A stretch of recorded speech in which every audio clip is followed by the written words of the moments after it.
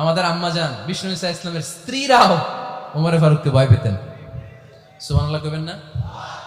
মাঝে মাঝে বিষ্ণু ঈসা ইসলামের সাথে আম্মাজান আয়েশার ঝগড়া হতো, হতো না? আপনাদের ফ্যামিলিতে ঝগড়া হয়? হয় না? হয় না? কার কার দেখি? ওরে আল্লাহ, অনেক আল্লাহর ওলি আছে তো জায়গায়। ঝগড়া হয় না? এ কি কথা কয়, ঝগড়া হয় না বলে? বিশ্বনবীর ফ্যামিলিতে ঝগড়া হয়, আপনার ফ্যামিলিতে হয় না? মিষ্টি ঝগড়া। আর ও বিয়েই করে নাই।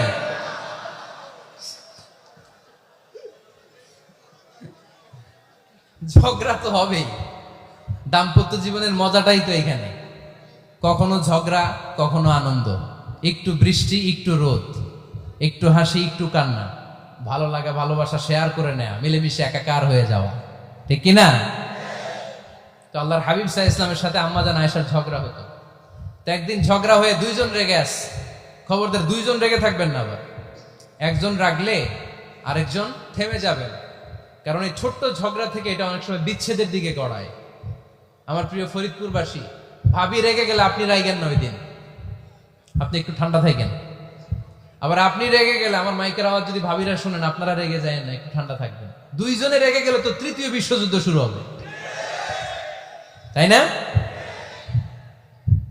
একজন রেগে গেলে আরেকজন ঠান্ডা, কারণ এই সামান্য ঝগড়া থেকে ইগোর কারণে এটা বিচ্ছেদ আর ডিভোর্স পর্যন্ত গড়ায়।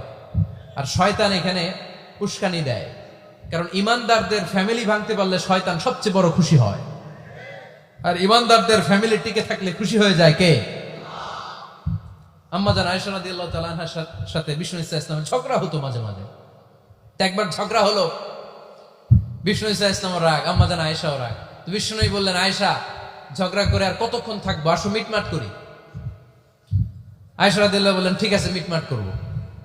তো বিষ্ণু ঈসা ইসলাম বললেন, মিটমাটের জন্য কারে ডাকবো? ওমর রে ডাকি। কয় না, ওমর রে না, ওমর গালিজ, ওমর অনেক রাগে, আমার ডর লাগে। কয় তাহলে তোমার আব্বারে ডাকি। কয় ডাকেন।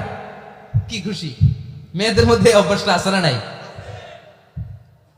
তাহলে তোমার আব্বারে ডাকি, ডাকেন। ডেকে নিয়ে আসা হলো। আবু বকর রাদিয়াল্লাহু তাআলা আনহু দাঁড়ালেন, আম্মাজান আয়েশা দাঁড়ালেন, বিশ্বনবীও দাঁড়ালেন।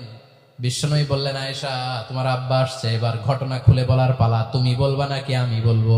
আম্মাজান আয়েশা বললেন, আপনি বলেন, তবে ওয়ালা তাকুল ইল্লা হাক্কান, যেটা ঘটছে ওইটাই বললেন, মিথ্যা কথা কইেন না। আবু বকর রাদিয়াল্লাহু তাআলা আনহু রেগে মেগে আগুন। কি এই কথা তুমি কেমন করে বলো? বিশ্বনবীকে মিথ্যা কথা কখনো বলবে? রেগে মেগে দিলেন মেয়ের গালে এক চড়। বানিয়ে বলতেছি না, মুসনাদ আহমদ ইবনে হাম্বলের হাদিস। বাবার হাতের থাপ্পড় খেয়ে আম্মাজান আয়েশা উল্টে বললেন। সাইয়েদনা আবু বকর রাগে গড়গড় করছেন, আবার মারার জন্য তেড়ে গেলেন। এবার বাঁচার জন্য আম্মাজান আয়েশা বিশ্বনবীর পিছনে যে আশ্রয় নিলেন, বিশ্বনবী বাঁচানোর জন্য দুই হাত মেলে দাঁড়িয়ে গেলেন। পড়েন সুবহানাল্লাহ। বিশ্বনবী যখন দুই হাত মেলে দাঁড়িয়ে গেলেন, সাইয়েদনা আবু বকর রাদিয়াল্লাহু আনহু থেমে গেলেন। সাইয়েদনা আবু বকর রাদিয়াল্লাহু তাআলা আনহু ঘর থেকে বের হয়ে বারান্দায় দাঁড়ালেন। পড়েন সুবহানাল্লাহ। এবার বিশ্বনবী আম্মাজান আয়েশার কাছে যেয়ে বলেন, ইয়া আয়েশা, কাইফা রাআইতিনি আনকাসতুকি মিনার রাজুল, দেখছো কেমনে বাঁচাইলাম? আমি না থাকলে ভর্তা বানাই ফেলতো আজকে। আমি বাঁচাইছি তোমারে, আমি, আমার লগে ঝগড়া করো তুমি। লজ্জায় পড়ে আম্মাজান আয়েশা খিলখিল করে হেসে দিলেন, বিশ্বনবীও হেসে দিলেন। দুইজনের হাসির মধুর আওয়াজ শুনে সাইয়েদনা আবু বকর বাইরে থেকে অবাক, কিরে এতক্ষণ না ঝড় তুফান, এখন দেখি হাসি। সালাম দিয়ে অনুমতি নিয়ে ভিতরে ঢুকলেন। ঢুকে দেখেন আম্মাজান আয়েশাও হাসে, বিশ্বনবীও হাসে। এ হাসি দেখে আবু বকর রাদিয়াল্লাহু আনহু হেসে দিলেন। আরশের উপর থেকে খুশি হয়ে গেলেন কে? এবার সাইয়েদনা আবু বকর রাদিয়াল্লাহু তাআলা আনহু বললেন, ইয়া রাসূলুল্লাহ, আশরিকানি ফি সিলমিকুমা কামা আশরাকতুমানি ফি হারবিকুমা। ও নবী, যুদ্ধ লাগলে, দুইজন যুদ্ধ লাগলে মীমাংসার জন্য যেমনি আমারে ডাকেন, এরকম হাসি আর আনন্দের মুহূর্তেও আমারে একটু ডাইকেন। আশরিকানি ফি সিলমিকুমা কামা আশরাকতুমানি ফি হারবিকুমা।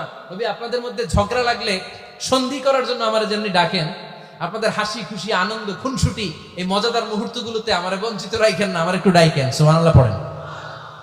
এই মুসনাদ আহমদ ইবনে হাম্বলের হাদিস শোনার উদ্দেশ্য হচ্ছে, বিশ্বনবী প্রথমে ওমর ফারুকের নাম বলেছিলেন। সাইয়েদনা আয়েশা বলে, না, আমি ডরাই। হাইবাত, দিস ইজ কল্ড হাইবাতু উমর।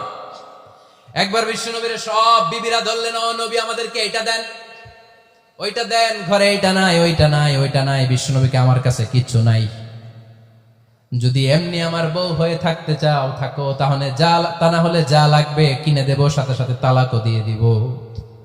কিছু দিতে পারবো না, আমার নাই তো, সামর্থ্য নাই। কিন্তু বিবিরাও ছাড়া না, এটা দেন, ওইটা দেন। বিশ্বনবী রহমতের নবী, বিবিদেরকে বুঝাতেও পারেন না, বিবিরা আবদার করতেছে নবী এটা লাগবে, ওইটা লাগবে।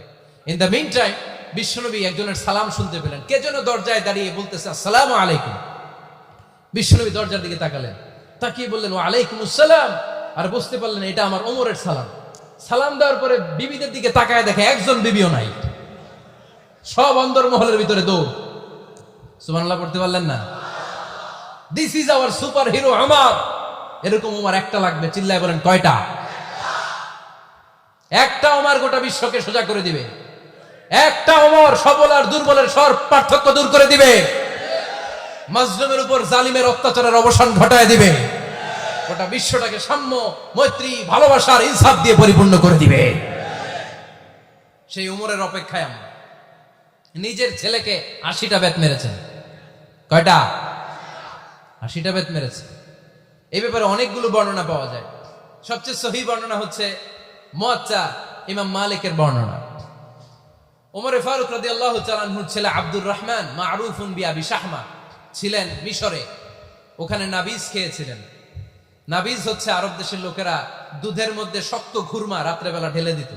ঢেলে দিলে সারা রাত ওই খুরমার রসটা দুধের সাথে মিশে দুধটা লাল হয়ে যেত। এটারে সকালবেলা খেত, খুব সুস্বাদু, এটাকে বলে নাবিজ। কিন্তু এটা রাতে ভিজাইলে সকালেই খাইতে হয়, রেখে দিলে আবার একটু সমস্যা হয়। এটা অনেকটা তারির মতো হয়ে যায়, মাতলামি চলে আসে। তো ওমরে ফারুকের ছেলে নাবিজ খেয়েছেন, মদ খাননি, নাবিজ। কিন্তু নাবিজ খাওয়াতে সাকরান চলে এসেছে। সাকরান চলে আসাতে এটা যখন প্রমাণিত হয়েছে, আমর ইবনে আস রাদিয়াল্লাহু তাআলা আনহু নাকি 80 বেত মেরেছেন মিশরে। কয় বেত? নিয়ম হচ্ছে সবার সামনে, কিন্তু সবার সামনে না মেরে একটু গোপনে মেরেছে। এই তথ্য যখন ওমরে ফারুকের কাছে এসেছে, উনি বললেন না, মারতে হবে সবার সামনে, আলাদা মারলা কেন? ও মদিনায় ফিরে আসলে আমি আবার 80টা মারব।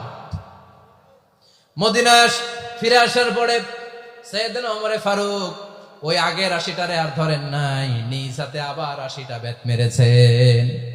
এই বেত মারার 1 মাস পরে এই আবু শাহমা ইন্তেকাল করেছে। অনেক ঐতিহাসিক বলে এই বেতের আঘাতে মরেছে, কেউ কেউ বলেছে নিজের রোগের কারণে মরেছে। কিন্তু দিস ইজ দ্য ইনসাফ সিস্টেম অফ ওমর। নিজের ছেলে বলে ছেড়ে দেয় নাই। এখন নিজের ছেলে হইলে 7 খুন মাফ, নেতার ছেলে হইলে 10 খুন মাফ, এলাকার মোড়লের ছেলে হইলে 10 খুন মাফ। নো পার্সিয়ালিটি ইন ইসলাম। ইসলামে পার্সিয়ালিটি নাই। আপনি নেতার ছেলে হন, আপনি বিজনেস ম্যাগনেটের ছেলে হন, আপনি যেই হন না কেন, ইসলামের দৃষ্টিতে সবাই সমান। চিল্লায় বলেন ঠিক কিনা? বানু মখজুমিয়া গোত্রের এক নারী চুরিতে ধরা পড়ল। সাহাবারা বললেন, নবী, মদিনার সবচেয়ে ভেরি প্রেস্টিজিয়াস এন্ড ডিগনিফাইড ফ্যামিলির মেয়ে, আপনি হাত কাটেন না, কারণ ইসলামের নিয়ম চুরি করলে কি কেটে দাও? বিশ্বনবী বললেন, বলো কি? হাত না কাটার জন্য তোমরা আমাকে রেকমেন্ড করছো? এটা আল্লাহর আইন। পৃথিবীর কেউ রেকমেন্ড করলো শোনার ক্ষমতা আমার নাই, কারণ আইনটা দিয়েছে কে? লাউ কানাত ফাতিমাতু বিনতি মুহাম্মাদিন সারাকাত লাকাতা মুহাম্মাদুন ইয়াদাহা। আরে বনু মাকসুমিয়া মেয়ে তো দূরের কথা, আমার কলিজার টুকরা ফাতেমাও যদি আজ চুরিতে ধরা পড়তো, তার হাত কেটে দিতে আমি 1 মিনিটও দেরি করতাম না। দিস ইজ ইসলাম। এই হচ্ছে ওমরে ফারুকের মানাকিব। এরকম ওমরে ফারুক কয়টা লাগবে? আওয়াজ করে বলতে হবে, কয়টা লাগবে? একটা লাগবে। এই সাইয়েদনা ওমরে ফারুক মদিনার প্রথম চিফ জাস্টিস ছিলেন। সর্বপ্রথম ওনার পরামর্শে সাইয়েদনা আবু বকর রাদিয়াল্লাহু তাআলা আনহু কোরআনকে সংকলন করেছেন। আমরা এই যে কোরআন পড়ি 30 পারা, এমদাদিয়া লাইব্রেরির 114টা সূরা, কত সুন্দর সন্নিবেশ করা হয়েছে, এখানে সাজানো হয়েছে। আল্লাহর হাবিব সাল্লাল্লাহু আলাইহি ওয়াসাল্লামের সময় কি এরকম কোরআন ছিল নাকি? ছিল না। খেজুর পাতার মধ্যে, গাছের বাকলের মধ্যে, ওটের বড় হাড্ডির মধ্যে আর পাথরের মধ্যে খোদাই করা কোরআন ছিল। সাইয়েদনা আবু বকরের সময় রাদিয়াল্লাহু তাআলা আনহুর সময় যুদ্ধ হলো। 70 জন হাফেজ সাহাবী ইন্তেকাল করলেন। সাইয়েদনা আবু বকর রাদিয়াল্লাহু তাআলা আনহুকে ডেকে ওমরে ফারুক বললেন, ও আবু বকর। সাইয়েদনা ওমরে ফারুক এই হিজরি সনের গণনা শুরু করেছেন। সাহাবারা বলল, আমিরুল মুমিনিন, খ্রিস্টানদের ঈসাই সন আছে, আমাদের মুসলমানদের কোনো সন নাই। আমাদের একটা সন থাকলে আমাদের জিজিয়া নিতে, আমাদের জাকাতের টাকা উত্তোলন করতে অনেক সুবিধা হবে। ওমর ফারুক বললেন, তাহলে কোন সালকে হিজরি, কোন সালকে মুসলিম সাল হিসেবে আমরা ঘোষণা দিতে পারি? একজন বলল, আমার নবী যেই সালে জন্মগ্রহণ করেছেন ওই সালে। ওমর ফারুক বললেন, না, আমার নবীর জন্ম আমাদের জন্য খুশির দিন, কিন্তু এটা আমাদের জন্য প্রেরণা নয়। প্রেরণা নবীর কাজে, ঠিক কিনা? আরো কিছু সাহাবারা বলল, তাহলে যেই সালে আমার নবী ইন্তেকাল করেছে ওইটারে প্রথম সাল ধরেন।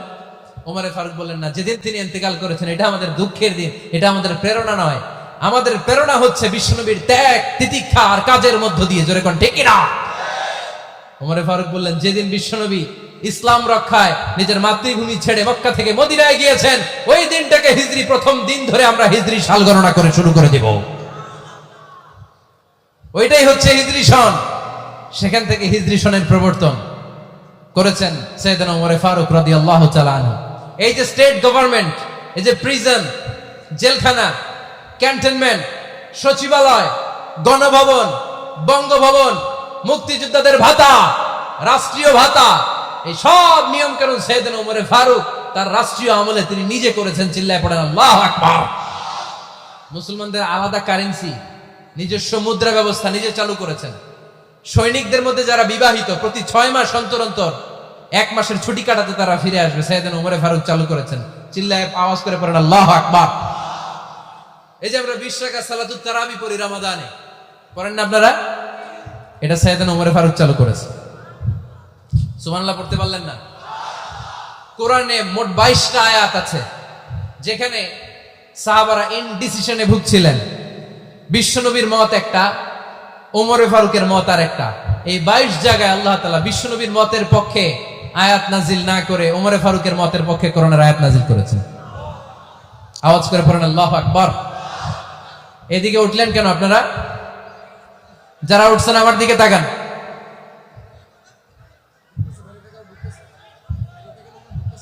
কিছু ভিতরে ঢুকতেছে, কিছু বাইরে দিতেছে না?